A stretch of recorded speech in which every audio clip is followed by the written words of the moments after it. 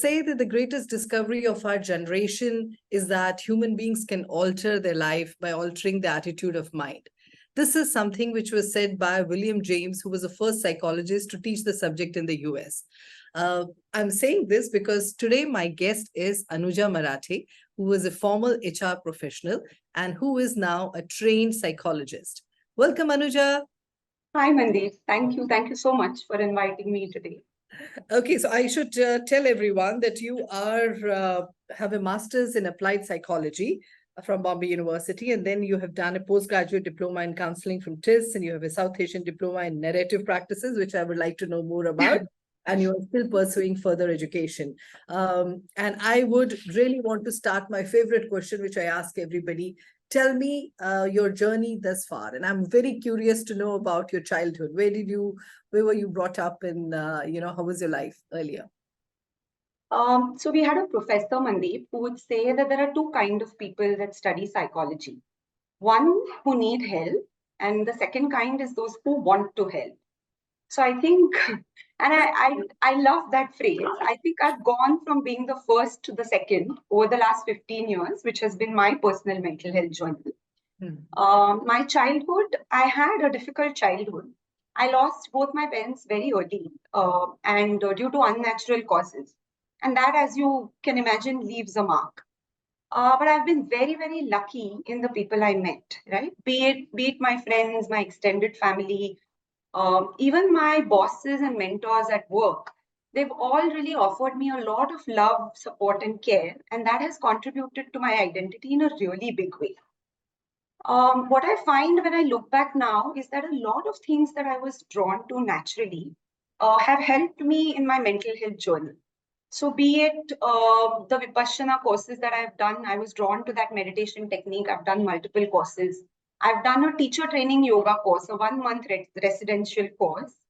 I also practiced for the Mumbai Marathon and did a half marathon, and I still continue to run. A lot of these are grounding resources that actually help me in my self-care work today and have played a big part. If I think back to my life, right, I think I was very lucky in studying psychology because I realized that my life experiences can be seen as traumatic. In the work I do, I come across a lot of clients who have had very, very difficult journeys, very difficult experiences, but they have been normalized by society and the people around them. So they fail to recognize it as trauma or to even acknowledge it to themselves. But luckily for me, psychology helped there, and I was able to seek help in time. So I worked with two really able therapists in two different stints. The first was in my 20s when I healed through my trauma, and the second was in my 30s when I actually learned how to live. So in that stint, in that stint, actually my relationship with a lot of things changed. My relationship with food, money, people, myself, all underwent a huge transition. And we also looked at what was the way forward for me. Now, while I'd always enjoyed my role as an HR professional, it didn't feel like a calling, really. And the most exciting part to me of the HR job was when I was helping employees through, navigate tricky situations, tricky emotional spaces, such as team leading or interpersonal differences, career decisions. I would really find that very, very exciting. So when my therapist suggested that why not consider, moving from HR to being a therapist, actually taking forward my master's degree, I was both excited and nervous. COVID has been a tragedy for the world as a whole, but it turned out to be a blessing in disguise for me because the TIS course, which is an on-campus course, became online. And I was able to do it along with my full-time job, which is otherwise unthinkable. And I think after that course, things just fell in place, right? I went on to do a few more certifications. I have an excellent supervisor, and I can't thank her enough. I work with a psychiatrist for my cases that need psychiatric attention. I also have a really thick network of other therapists that I can lean on, when I need the support. So yeah, the journey up to this point has been very exciting. My life has been a roller coaster, but I've really enjoyed the ride. I'm sorry to hear about your parents and some of the traumatic things in your life. And I think it's remarkable the way that you have handled it. And you're very, very right. But over the last 3.5 decades that I've been working, I see that some of the people can work on themselves, they change and they grow and they can come out of it. But some of them forever, their attitudes and things don't change despite therapy and despite the work they do. So we need to, I now believe a lot more in, the fact that you need to put the gratitude out there every day for the things that we are blessed with, right? That makes us move forward.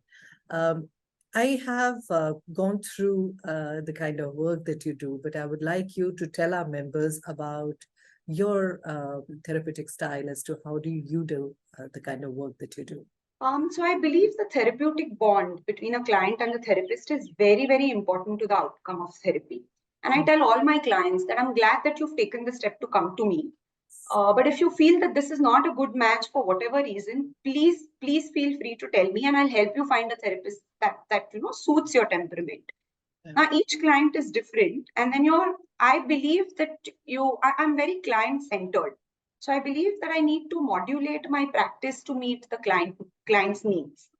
And towards that, I've done a few courses that help me do that. So whether it is the narrative course that you mentioned, I'm right now undergoing an EMDR training, which is a trauma protocol recognized by WHO and all the psychological associations in developed countries.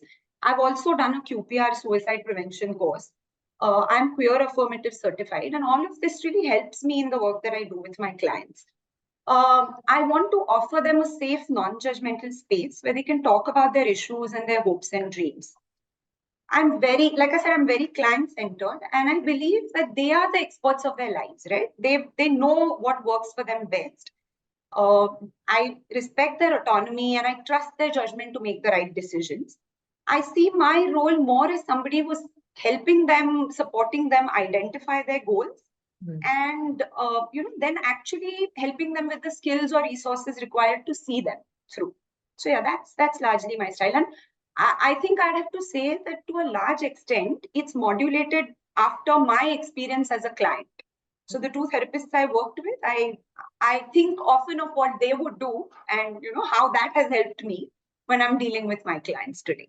Actually, most people do not understand that, but till you go through it yourself, and this is why all psychological tests, they said you do administer it on yourself and do that. And way back, I'm really going to undergrads in doing in psychology honors. Elisa was one of the best and had all the wonderful psychologists teaching us, and it pushed us to do everything on ourselves.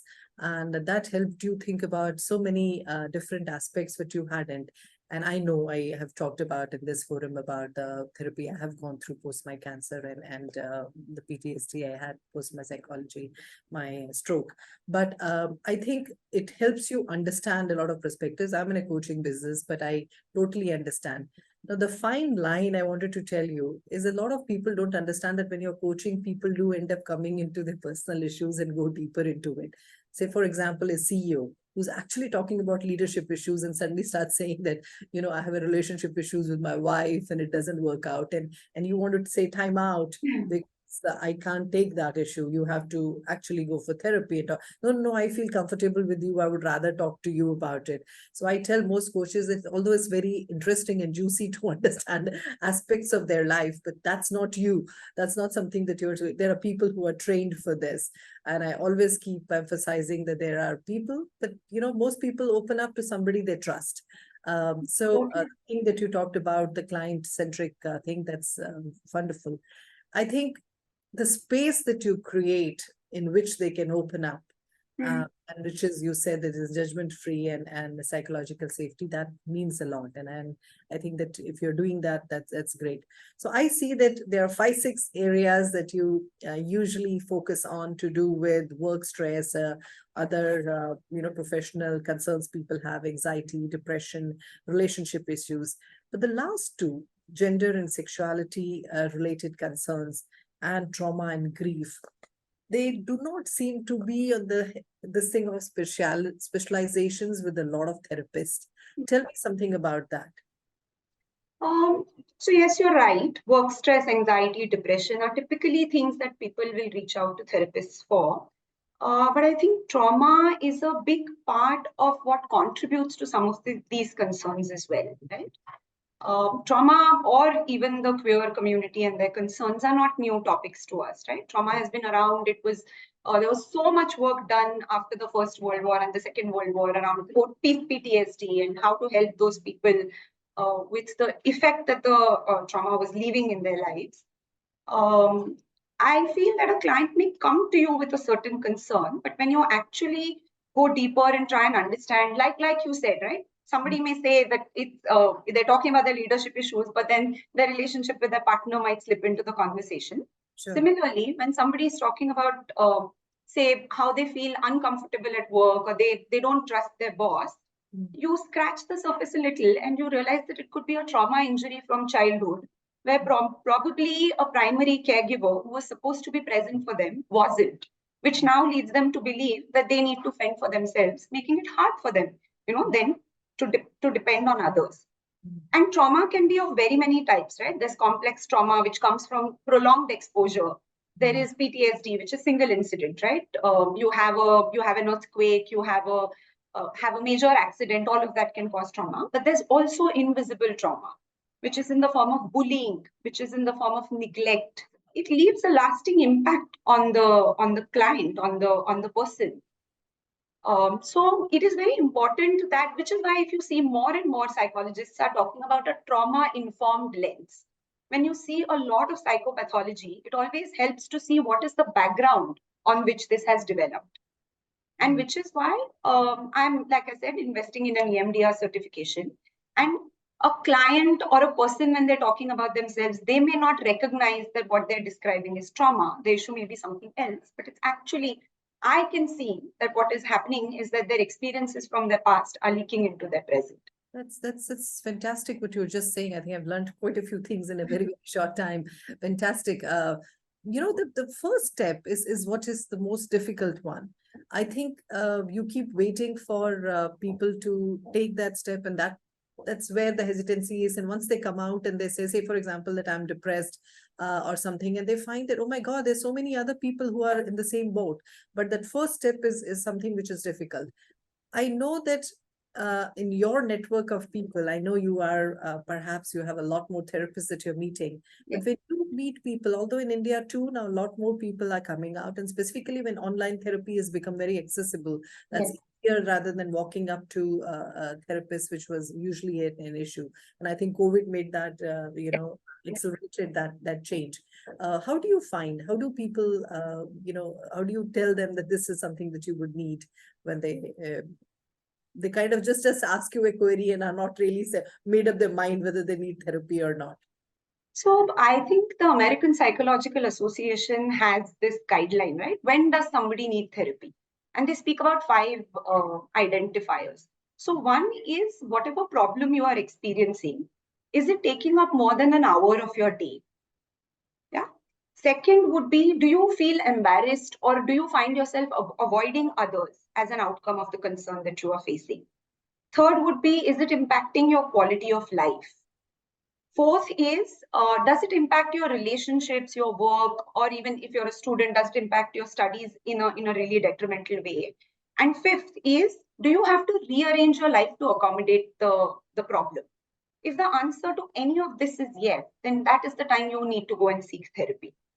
Amazing. Actually, a lot of women say that we end up overthinking if an issue, we obsess about this, and I don't think they actually process it in that way, that if we do it more than an hour. I mean, I think that explains a whole lot of things. And I think this is something we should do a master class on, when to approach someone for a thing, because I've known a lot of women on the, in our members as well, who say that I wish we could have approached someone and figured it out. Tell me something. You said the American Psychological Association, and I know that for somebody who has also stayed there for relative some time, there is always this joke between their obsession with therapists and our lack of it, right? There's a huge distance between them. You have a shootout or shooting which is happening, you would have everyone around you saying that this, and what if it had happened to me, and they're going through a shrink and saying it could have happened. Whereas in India, it keeps happening every other day, or doesn't happen so often. Touch wood, law and order is great. But in India, the approach would be, luckily it hasn't happened, but you don't think you require a therapy. You see this complete difference in approach. Is it the upbringing? Is it the way we have been brought up? Is it the country? It's the DNA? What do you think it is? I think a lot of times people want to deal with things on their own. And this is what I always say when I'm talking to not my clients, but if I am in a social gathering, or if I'm talking to people, or a couple of corporate sessions that I've done. You don't think twice before investing in a CA. You don't think twice before investing in a nutritionist. You don't think twice before paying a fitness expert. Why would you think twice before paying somebody to help you with your mind space? Yeah, that's true. But that, I think, and I'm very happy to say that I see a movement happening, right? I actually have made clients who reach out to me based on my LinkedIn post, and I find that a huge step in the right direction. So yes, you're right that there is a resistance. इतना तो मुझे खुद से कर लेना चाहिए. मैं पागल नहीं हूँ, but that trend is changing slowly but surely. I think COVID helped accelerate that as well. In a big way. Because mental health has become a household language now. People are more aware of the impact of it. Yes, you're right. We had 2 rounds of HR people. We do these roundtables from time to time to know what's happening and whatever. During COVID, everybody said that wellness, employee well-being was a big thing, and mental health was there. But the minute businesses started picking up, it went again in the periphery. So I always tell people that, you can, as a heads of HR or something, bring it to the forefront. I know the CEOs may not think, but way back, and I'm very proud to say that I did have a part-time, a psychoanalyst who used to come, and she was provided by the bank. And if people could talk, but in the bank that I was there, she would say people only brought up that why their performance ratings were this thing. They opened up to anything, but that's besides the point.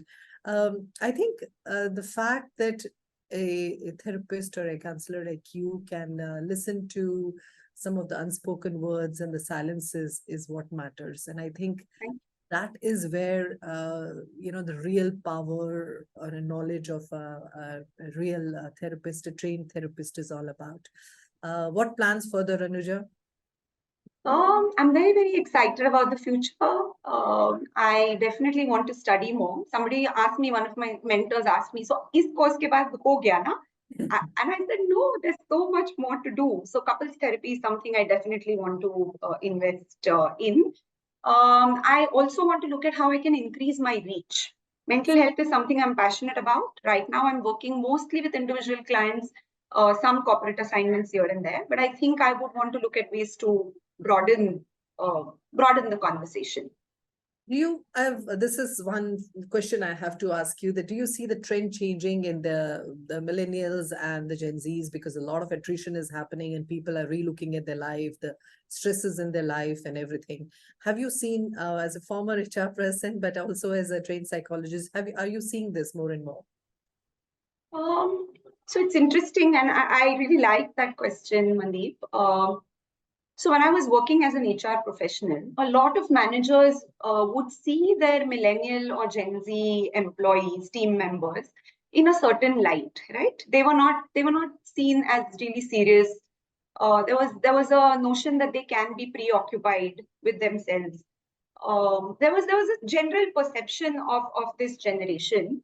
But I think what we need to do as a community is to probably step back and take a look at why that is, right? And to probably understand this segment of the workforce better, because there was a Forbes article which said by 2025, 75% of the world workforce is going to be millennials and Gen Z. Then that number was disputed, but there's no denying that they're only ever going to grow. Yeah. And then the problems that they deal with, the way they look at the world is very different from probably the earlier generations, right? The Deloitte survey that covers millennials and Gen Zs, this year they covered 22,000 people across 44 countries. And when I talk to my HR colleagues, they share the concerns that are coming up in that survey, right? This cohort is more aware of the issues that the world is facing. They're looking at geopolitical issues. They're Yes. looking at DEI. They're looking at social impact. They are more concerned about climate change and sustainable choices. And they want employers that are actually taking affirmative action and not just treating these as good to have.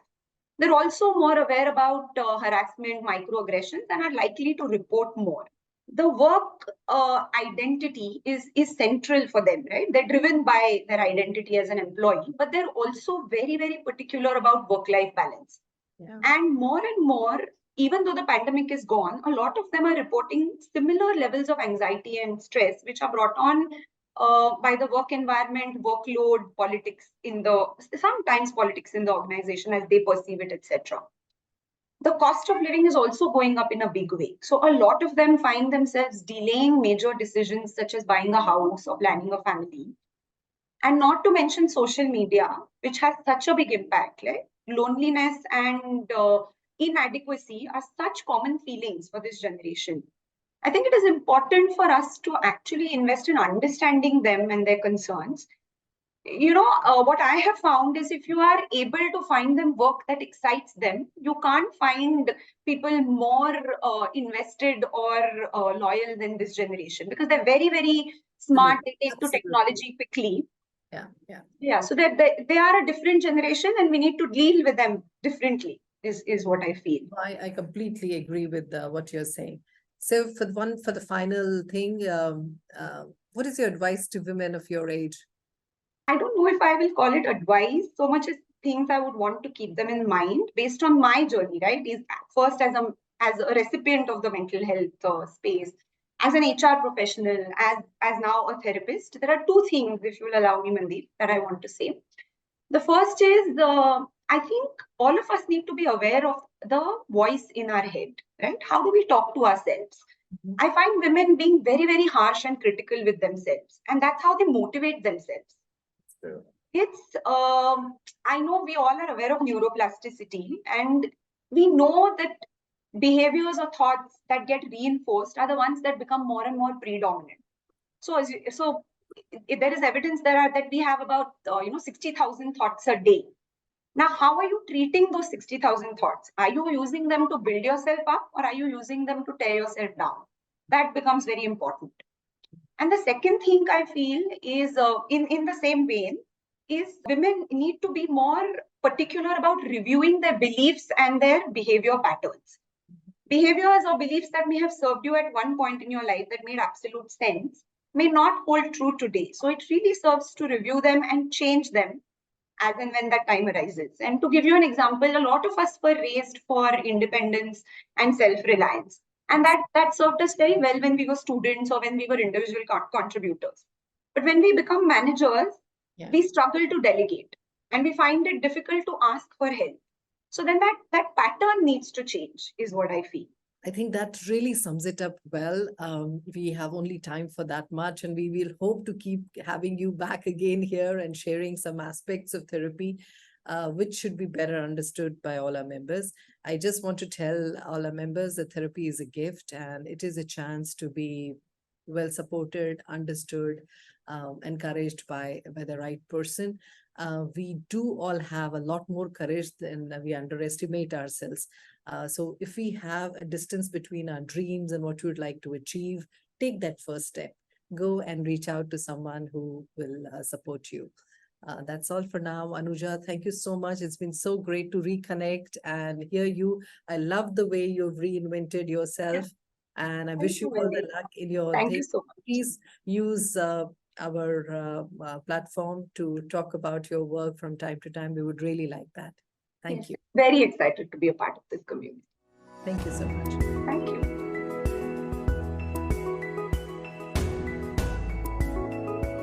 Hi, I'm Anuja. I'm an industrial and organizational psychologist, and I take clients for individual therapy as well. The key areas I work in are work stress and professional concerns, anxiety, depression, couple and interpersonal relationship issues, gender and sexuality related concerns, and trauma and grief. And you can reach me at the details mentioned. Thank you.